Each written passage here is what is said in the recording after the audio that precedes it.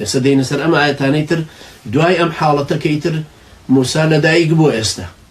مشهد قرآني شوازي قرآني لوينا كردني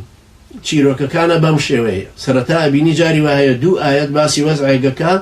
دوای فاسڵێکە هێڵێتەوە چێتە ئاەتەکەی دوای ئەو فاسڵێکە هێڵێتەوە بۆ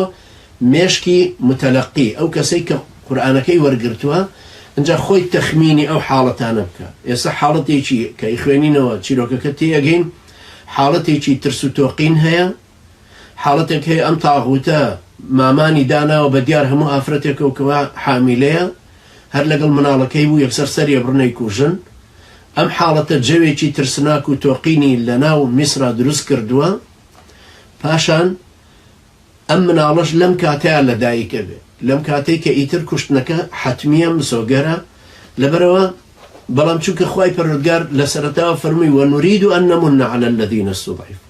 ئەم ئیرادەیە ئەم ویستەی خوای پەروەردگار کە ئێوێ ئەو حاڵەتە هەمووی ئیستیسنا دروست بکاتەوە ئەم مناڵە ناکەوێتە بەردەستی جەلادەکان پاشان ئەم مناڵە بە تایبەتی خوای پەروەردگار ڕحلەیەکی پێیەکە ئەیباتەوە بۆ ناو قەسری فرعون لەویا گەورەی بکە بۆی تەخت و تاراجی فرعونەکەش بەدەستی ئەو لە ناو بچێتەوە جا سەیری سوبحان الله ئەم ئیشانە ژیانی هەمومانەواتی کرارە بێتەوە سەیری سەیدنا موساکەن دوای ئەوە گەورە ئەبێ کابرا کوژێ ئەڕوا بە سەحرایە چێ بۆ مەدیەن شوانیەکە دوای کە ئەگەڕێتەوە خوای گەورە فەرمێ ثم جئت على قدر يا موسى تۆ بە قەدەر هاتووی بۆ ئێرە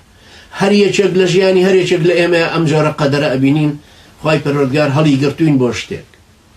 ئەمان هێنا قۆناغ بە قۆناغ پەروەردەمانەکە بۆ شتێک کە ئێمە نازانینەوە شتە چیە بەڵام قەدەری خوای پەروەردگار هەمووی لەسەر نووسیوە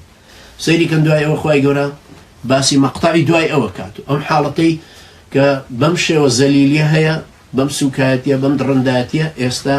دێنە سەر ئەو حاڵەتەی تر کە خوای پەروەردگار باسی دایکی